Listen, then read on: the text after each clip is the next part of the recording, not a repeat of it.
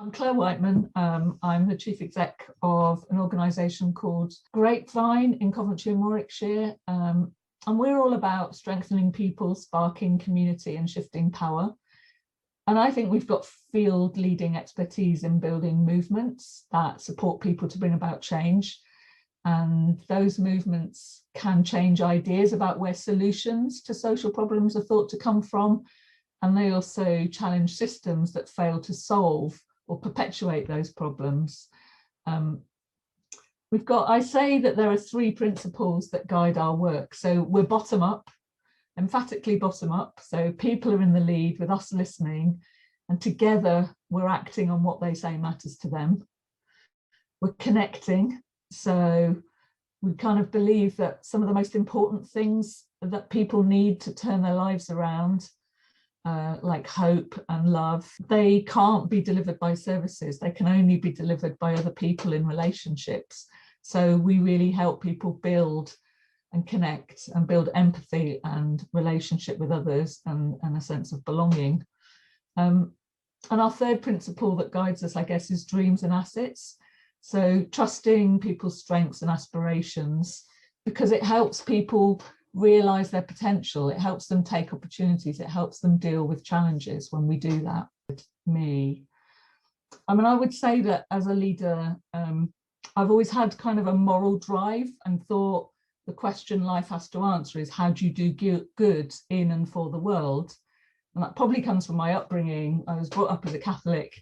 I'm certainly not a Catholic now. I don't have a religion now. I've just filled in the census and said I don't have a religion now. But I think possibly that upbringing is where this starts from.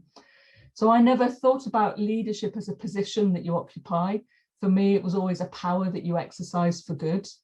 So that's what I'm looking for inspiration around when I felt at my best. I would say probably from austerity onwards, when things really got tough, I thought to myself, well, for the previous 10 years, so let's say austerity starts in local government, austerity is really kicking in 2009, 2010, the same time actually that I went to see Tom Kohler in Savannah. And I thought, well, for at least the last decade, Grapevine as an organisation has been talking about working from strengths, working from what's strong, not what's wrong. So now is when that is put to the test. It's easy to talk about that stuff when times are good.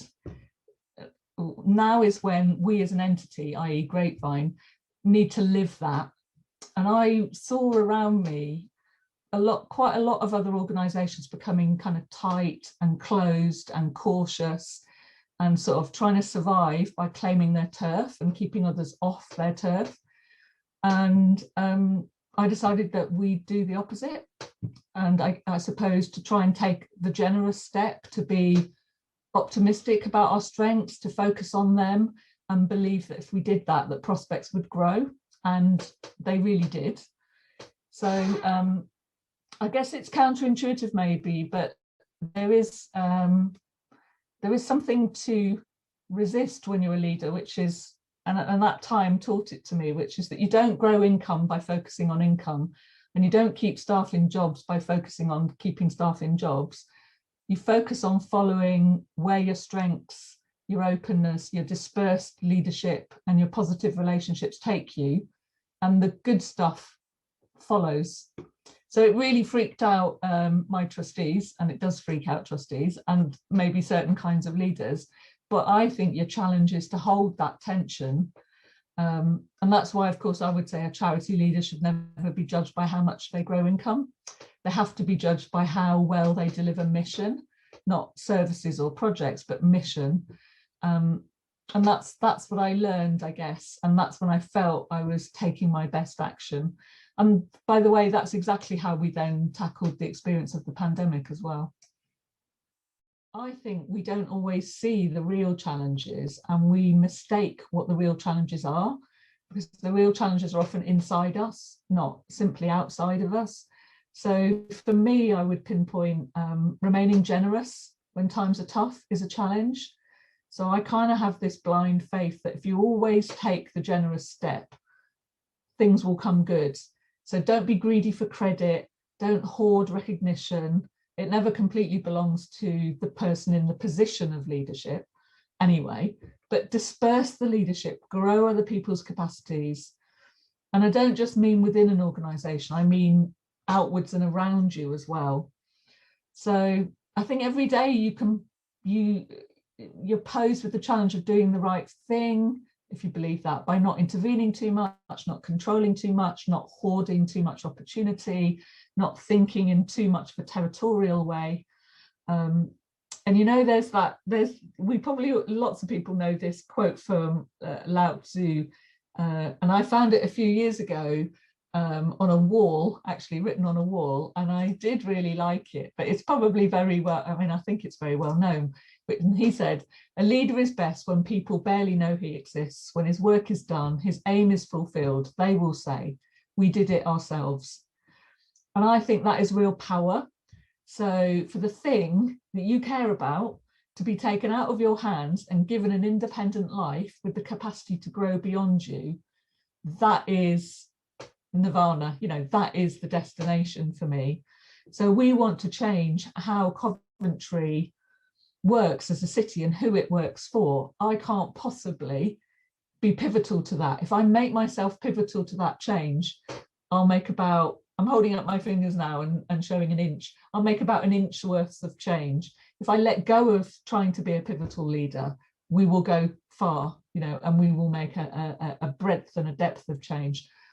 So you've got to, you know, your ego challenges some of that stuff and you've got to be aware of it. I think, again, being really open to others' ideas and influences and challenges without prejudice and without ego, because it isn't about you, it is about the mission. And, you know, we're all human, so it can feel like it's about us, but you have to kind of reflect on that and notice it and resist it. And I think there's something also, the challenge is also to keep working with intention quite carefully. You know, there is a strategy, but the strategy has to be responsive and it has to always be in conversation with dynamic reality and perhaps, you know, and in what other people are thinking and how reality is changing around you. And it's always, I suppose, and that way of thinking about strategy is always in tension with a drive to direct it and control it, especially if you're going to be judged on whether you've delivered it or not.